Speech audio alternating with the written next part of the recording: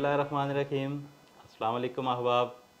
मैं आपका मेज़बान नासिर अली नासिर आपके पसंदीदा प्रोग्राम नासिर अली की बैठक में हाजिर खिदमत हूँ।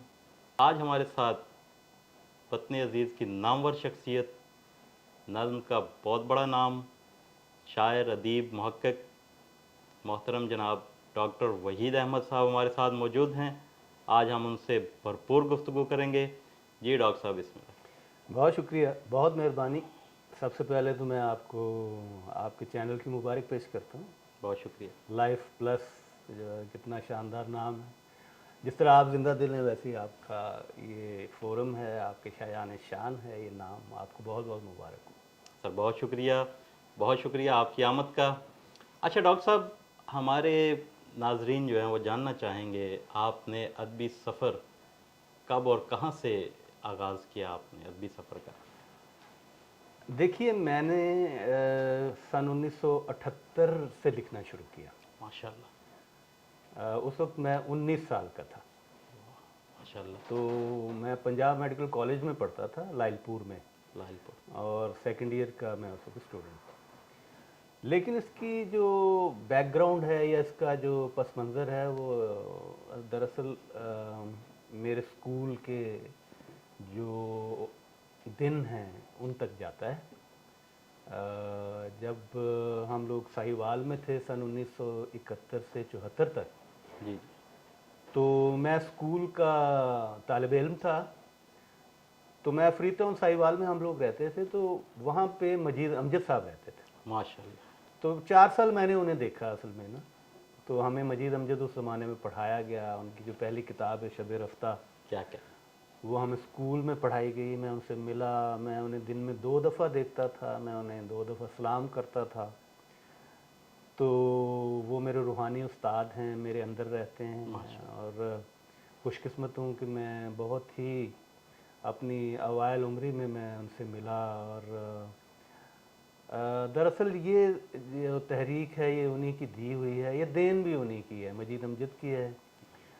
तो मैट्रिक करने के बाद हम लोग वापस आ गए अपने आबाई शहर लाइलपुर में। वहाँ से मैंने फिर एफएससी की, pre medical, government college university से। और फिर मैं जब पंजाब मेडिकल कॉलेज में दाखिल हुआ 1977 में, जी जी, तो 78 में मैंने लिखना शुरू किया। माशाल्लाह। और उस वक्त से लेके अब तक जो है वो मैं लिख रहा हूँ।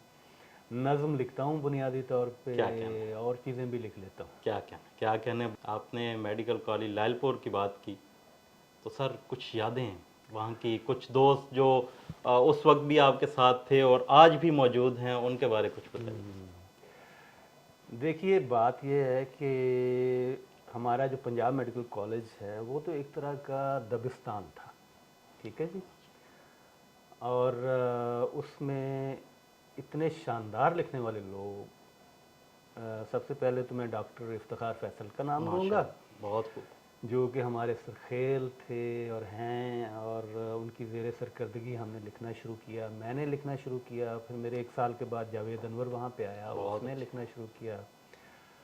फिर हुसैन आबिद है, साकिब नदीम है, और अब्दाल बेला नसर लिखते थे, मोहसिन मघियाना, बहुत सारे दोस्त अहबाब। एक जो है ना, एक पूरा एक दबिस्तान जैसे मैंने आपसे अर्ज़ किया है। और हालांकि हम जो हैं बहुत ही ज़्यादा कम उम्र थे उस ज़माने में, लेकिन उसी ज़माने में हम लोगों ने छपना शुरू किया। और हम लोग हलकों में जाते थे, और शहर के हलके जो हैं, जैसे हल्का अरबाब ज़ौक़ है या और हैं, लाहौर के हलके हैं, तो उनमें आहिस्ता आहिस्ता फिर हम लोगों ने जाना शुरू किया। और उन्होंने हमें बहुत मोहब्बत दी। और हमारे कॉलेज के जो अदीब हैं उनमें से चंद एक तो इंतहाई मशहूर व मारूफ़ हैं, जैसे जावेद अनवर की मैंने बात की आपके साथ, अल्लाह ताला उसकी मग़फ़िरत करे, मेरा बहुत ही करीबी दोस्त था। तो इस तरह, बल्कि मुझे बड़ी हैरत होती है कि ये जो प्रोफेशनल कॉलेजेस हैं, एक जगह मैं बात भी कर रहा था, लोग समझते हैं कि ये खुश्क से कॉलेज हैं, मतलब इसमें मेडिसिन पढ़ते हैं लोग, सर्जरी, या जैसे इंजीनियरिंग यूनिवर्सिटीज़ हैं कि उसमें इंजीनियरिंग पढ़ते हैं। हाँ जी, बिल्कुल।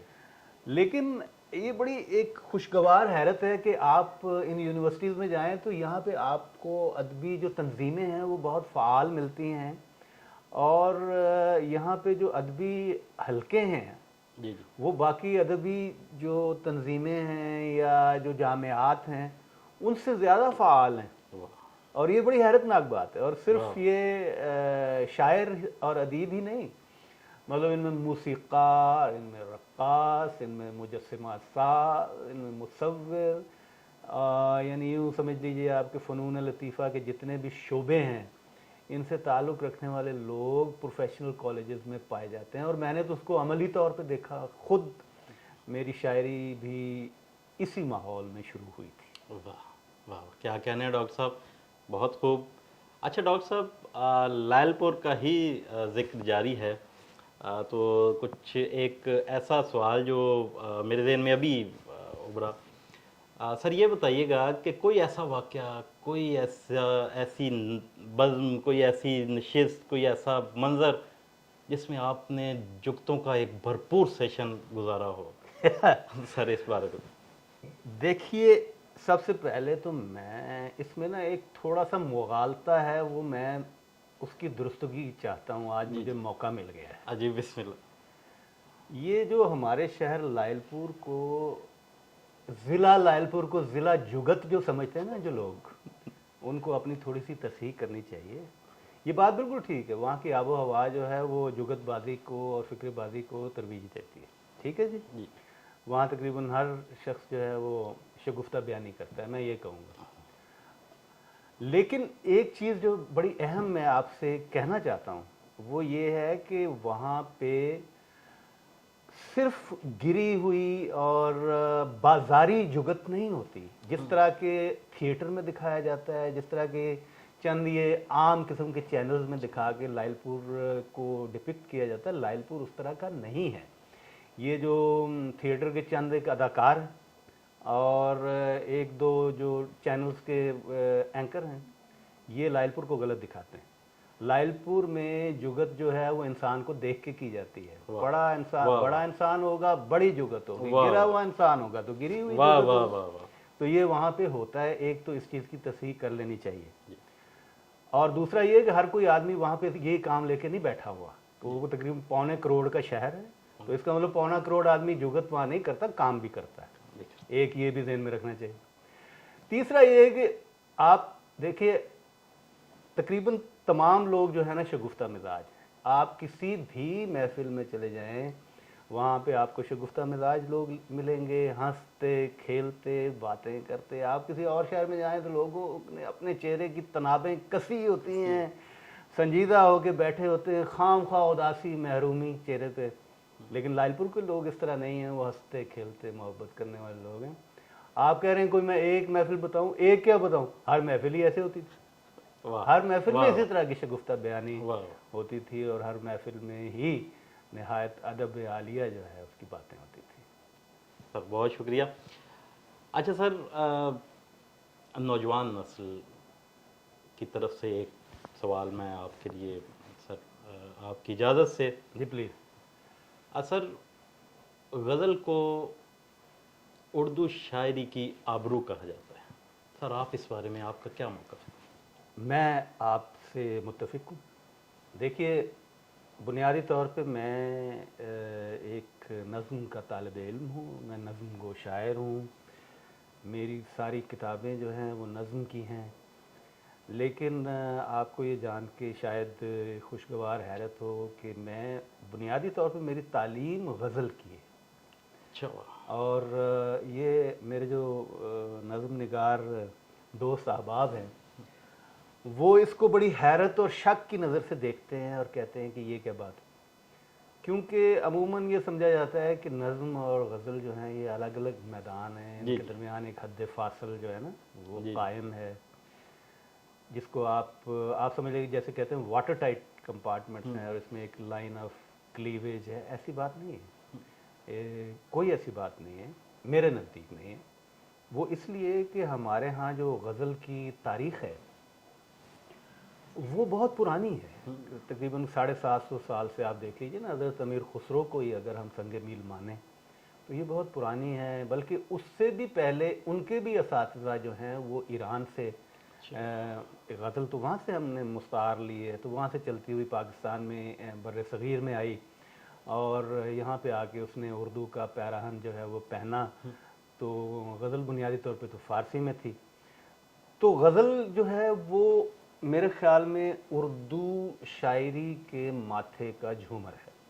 माशाअल्लाह। ये सबसे शानदार सिन्फ़ सुख़न है और मैं इस चीज़ पे यकीन रखता हूँ, ये बात मैंने बारहा कही है, दोहराता हूँ आज आपके सामने कि अच्छी नज़्म लिखने के लिए ज़रूरी है कि आपके पास गज़ल की तालीम हो। गज़ल के दरवाज़े से आप दाखिल होंगे तो नज़्म के आंगन में आएंगे। क्या क्या ये मैं इस चीज़ पे यकीन रखता हूँ, इसमें कोई एहसास कमतरी की बात। ये जो लोग कहते हैं ना लफ्ज़ की नज़्म की लफ्ज़ियात अलग है, इसकी ट्रीटमेंट अलग है, वो एक अलग बहस है। लेकिन अच्छा देखें, इसको मैं इस तरह से बयान करता हूँ कि जैसे एक गुलकार के लिए ज़रूरी है कि उसको क्लासिकल मौसीकी की तालीम हो। अगर एक शख्स को जी जी गवैये को राग मालूम होगा, उसको ठाठ मालूम होगा, तो वो गीत गा लेगा, ठीक है ना। जिसको नहीं मालूम तो वो तो एक आधा गीत गाने के बाद तो वो तो पैदल हो जाएगा। चुनाचे मेरे नज़दीक गज़ल का मुकाम क्लासिकल म्यूज़िक का है, मेरे नज़दीक गज़ल का मुकाम ठाठ का है, राग का है। और इस राग रागनी और ठाठ में से जो चीज़ निकलती है वो नज़्म है। नज़्म को आप गीत कह लीजिए, नगमा कह लें। और ये मैं इसलिए कह रहा हूँ कि हमारे यहाँ नज़्म की जो तारीख़ है वो बहुत ज़्यादा पुरानी नहीं है। जो जदीद नज़्म है वो तो 100 साल पुरानी है। जी मतलब इनोनिम राशिद और हमारे जो खालिद तसद्दुक़ हुसैन खालिद हैं, ये इतने पुराने नहीं है, पिछले सदी के शुरू में। और हमारे बाबाए नज़्म जो हैं नज़ीर अकबर आबादी, जी जी अब वहाँ से हमारी नज़्म स्टार्ट होती है। लेकिन गज़ल जो है वो उसकी जड़ें बहुत पुरानी हैं। हमें नज़्म से सीखना चाहिए, गज़ल से, बिल्कुल ऐसे जैसे हम बुज़ुर्गों से सीखते हैं, ठीक है ना। क्या क्या नज़्म एक नौजवान है जिसको कि अपने बुज़ुर्ग से सीखना चाहिए। वाह, क्या कहने डॉक्टर साहब, बहुत अच्छे। अच्छा डॉक्टर साहब, जैसा कि कई बार हम पढ़ते भी हैं, सुनने में भी आता है, अदबी हलकों में भी अक्सर ये बात सुनी जाती है कि हमारी शायरी का मिजाज जो है वो रोमानवी है, हमारी शायरी का मिजाज रोमानवी है। और आपसे सवाल ये है कि आपने रोमानवी नज़में इतनी कम क्यों? अच्छा, अब आप देखिए इसका जवाब मैं अगर आप इजाज़त दें तो इसका ज़रा ना मैं अपने दिल में मेरे जो बात है वो मैं करना जी बिस्मिल्लाह डॉक्टर साहब। एक दफ़ा मैंने की थी तो लोग थोड़ा सा घबरा गए थे।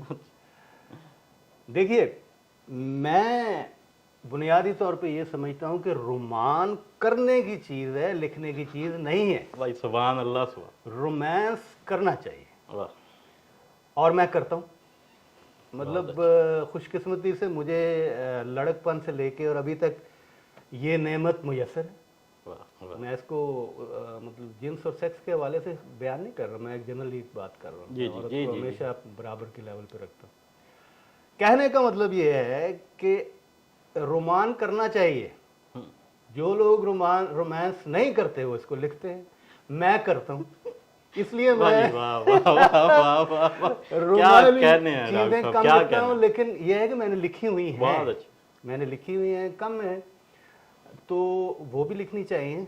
दूसरी बात यह है कि औरत जो है उसको एक जिन्स नहीं समझना चाहिए।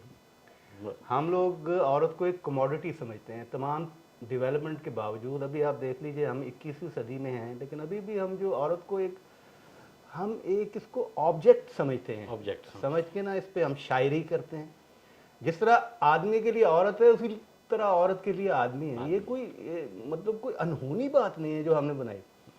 एक चीज़ मैं मुकर्रर कहूँगा जी, क्योंकि हमारी शायरी बुनियादी तौर पर बहुत ज़्यादा रोमानवी है, उसकी वजह महरूमी है।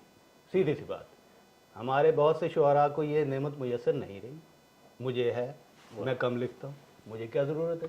बहुत करना चाहिए, काम करना चाहिए, लिखना नहीं चाहिए।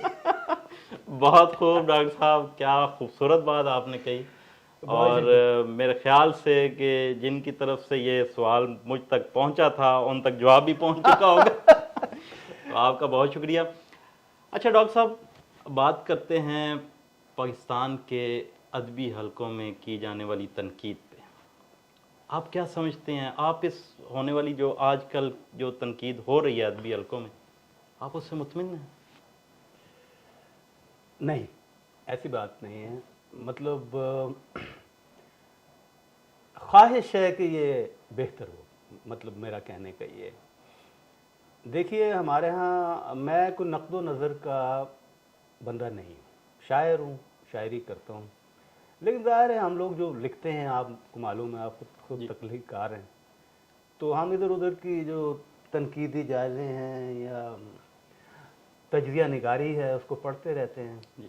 میرے خیال میں ہماری جو تنقید ہے یا تجزیہ نگاری ہے، وہ اس میں سے بہت ساری چیزیں مستعار لی گئی ہیں. ہمارے ہاں دانش کی نجکاری نہیں ہے. کیا کہنا ہے؟ مطلب میرے خیال میں یہ ایک انڈیجنس جو تنقید ہے اس کا فقدان ہے ہمارے ہاں. فرانس سے اٹھا لیا، انگلینڈ سے اٹھا لی، ادھر سے اٹھا لی تنقید، وہاں سے اٹھا لی، اور اس کے مختلف نام رکھ کے اور ان کو سجا دیا، جیسے ویئر ہاؤس کے اندر جو ہے نا مصنوعات کو سجاتے ہیں. خود کوئی کام نہیں کرنا. بغیر میں نام لیے یہ کہہ رہا ہوں، محدود چند لوگوں کے، دیکھیں مستثنیات تو ہر شعبے میں ہوتی ہیں. بالکل. کہنا میں یہ چاہ رہا ہوں کہ اپنا کام کرنا چاہیے. اب مجھے ایک رسول حمزہ توف کی کتاب کا اکثر و بیشتر میں اپنے جو تجزیہ نگار دوست ہیں ان کو حوالہ دیتا ہوں، اور وہ بہت ہی مشہور کتاب ہے، ہمارے ہاں دستیاب ہے. میرا داغستان اس کا نام ہے. بہت سارے دوستوں نے پڑھی ہے، وہ بڑی شاندار کتاب. وہ کتاب جو ہے وہ عجیب سی ہے. اس میں چلتے پھرتے وہ مختلف موضوعات پہ باتیں کرتے ہیں، تو کرتے کرتے انہوں نے تنقید نگاری پہ ایک دو صفحات لکھے ہوئے ہیں، مجھے بہت اچھے لگے. انفیکٹ وہ انہوں نے ایک چیک لسٹ بنائی ہوئی ہے کہ تجزیہ نگار کو یوں ہونا چاہیے، نمبر 1 یوں دو. تو اس کا خلاصہ یہ ہے کہ اپنا لکھنا چاہیے. تجزیہ نگاری اپنی ہونی چاہیے. فلاں یہ کہتا ہے، فلاں یہ کہتا ہے. بھائی آپ کیا کہتے ہیں؟ آپ کیا کہتے ہیں؟ آپ کہیے نا جو آپ کہتے ہیں، اور جب آپ کہتے ہیں تو پھر اس پہ قائم بھی رہیے. یہ مرغ بعد نما کی طرح گھوم تو نہ جائیں ہر ہوا کے جھونکے کے ساتھ. ٹھیک ہے نا؟ چنانچہ جیسی بھی ہو، تنقید کی جڑیں اپنی اس زمین میں ہونی چاہیے جہاں سے کہ تخلیق نکلتی ہے. یہ بہت ضروری ہے. میں کسی کا نام نہیں لینا چاہتا، لوگ بہت محترم ہیں، لیکن ایک چیز جو ہے مجھے وہ ٹنل کے اینڈ میں جو لائٹ نظر آتی ہے وہ یہ ہے کہ ان میں سے بہت سارے تجزیہ نگار جو آج کل گھوم پھر رہے ہیں اور جن کا بڑا مائیوپک ویژن ہے چیزوں کے بارے میں، یہ معدوم ہو جائیں گے. اور بہت جلد جو ہے جدید تنقید سامنے آئے گی جو کہ نوجوان لکھیں گے، اور وہ اس تنقید سے کہیں زیادہ وسیع اور کہیں زیادہ مستند ہوگی. کیا کہنا ہے. بہت شکریہ ڈاکٹر صاحب. اچھا ڈاکٹر صاحب، ایک آخری سوال. جی سر، نثری نظم کا مستقبل آپ کیا دیکھتے ہیں؟ کیونکہ جہاں موسیقیت ختم ہو جاتی ہے وہاں شاعری ختم ہو جاتی ہے. آپ اس کو کیسے دیکھتے ہیں نثری نظم کو؟ دیکھیے میں نے کیا دیکھنا ہے، جو بھی ہو رہا ہے وہ ہوتا رہے، جس نے جو لکھنا ہے لکھے. لیکن بنیادی طور پہ یہ ہے کہ میں اپنا آپ کو یہ بتا سکتا ہوں کہ جو میرا فریم آف مائنڈ ہے شاعری کے بارے میں اوور دا ایئرز جو بنا ہے، یا جو ہم لوگوں نے اساتذہ سے سیکھا ہے، جو کتابوں میں پڑھا ہے، میں دن بدن جو ہے ایک چیز پہ ایمان میرا مضبوط ہوتا جا رہا ہے، یا سمجھتے ہیں کہ میں لکھتا اس طرح سے ہوں. شاعری، اردو شاعری کی بات ہو رہی ہے، یہ انگریزی اور فرانسیسی شاعری کی بات نہیں ہو رہی. جی جی. اردو شاعری میرے نزدیک غزل سے شروع ہوتی ہے، آزاد نظم پہ ختم ہو جاتی ہے. واہ. ٹھیک ہے جی. دوسرے لفظوں میں آہنگ کے بغیر، ردم اور میٹر کے بغیر شاعری کو شاعری کے میدان سے خارج سمجھتا ہوں. ٹھیک ہو گیا. اس کی ایک وجہ یہ بھی ہو سکتی ہے کہ میں نثری نظم اس لیے نہیں لکھتا کہ میں اس سلسلے میں ہینڈی کیپ ہوں، مجھے لکھنی نہیں آتی. جن لوگوں کو آتی ہے وہ لکھیں، لکھیں۔ ٹھیک ہے نا. میں پڑھتا ہوں ان کے یہ نثر پارے مجھے بعض اوقات بڑے اچھے لگتے ہیں. میں نے بہت ساری نثری نظموں کی کتابوں کی صدارت بھی کی ہوئی ہے. میں کسی کو منع نہیں کرتا. لوگ یہ سمجھتے ہیں کہ یہ نثری نظم کے خلاف ہے. میں کسی چیز کے خلاف نہیں ہوں. میں کیوں کسی چیز کے خلاف ہوں؟ جو شخص جو کرنا چاہے وہ کرے. لیکن میں اپنی آپ سمجھ لیجئے کہ لمیٹیشن کی بات کر رہا ہوں یا اپنے ہینڈی کیپ ہونے کی بات کر رہا ہوں. میں نثری نظم نہیں لکھ سکتا. میں نثری نظم کو پڑھتا ہوں، لیکن نظم یا شاعری میرے نزدیک کیا ہے اس کی تعریف کہہ لیجیے میں نے آپ کو کھلے لفظوں میں بتا دی. سر بہت شکریہ، بہت مہربانی. بہت شکریہ ڈاکٹر صاحب. ہمارے ناظرین بھی سننا چاہیں گے اور میری بھی خواہش ہے سر ایک نظم ہے سر. بسم اللہ. نظم. چلیے آج آپ نے ایک بڑی دلچسپ بات کی کہ رومانوی نظم، ٹھیک ہے جی. تو رومانوی نظم کی چند ایک چیزیں میں آپ کو پیش کرتا ہوں. ایک نظم ہے، اس کا عنوان بسم ہے اللہ. کولاج. ٹھیک ہے. کلا.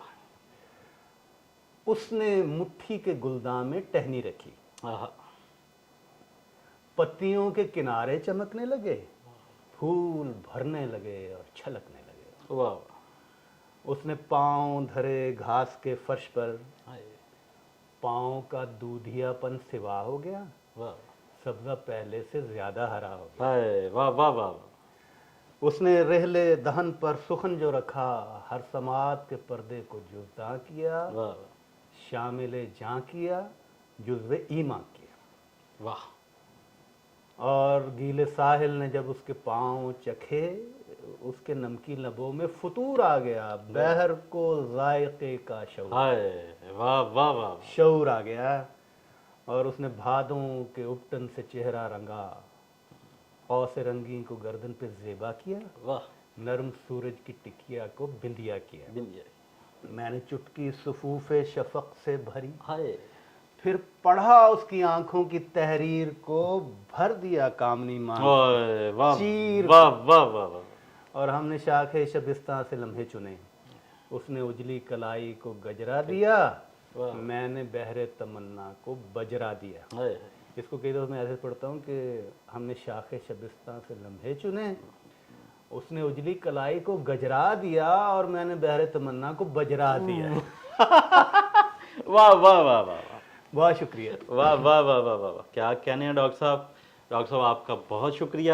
آپ کی مہربانی. آپ تشریف لائے، آپ نے وقت دیا. جی ناظرین، میں امید کرتا ہوں آج کا پروگرام آپ کو بہت پسند آیا ہوگا. نظم کا ایک بہت بڑا نام، بہت بڑا حوالہ ہمارے ساتھ آج موجود تھے ڈاکٹر وحید احمد صاحب. ان کا بھی شکریہ اور آپ کا بھی بہت شکریہ. پھر ملتے ہیں. اللہ حافظ.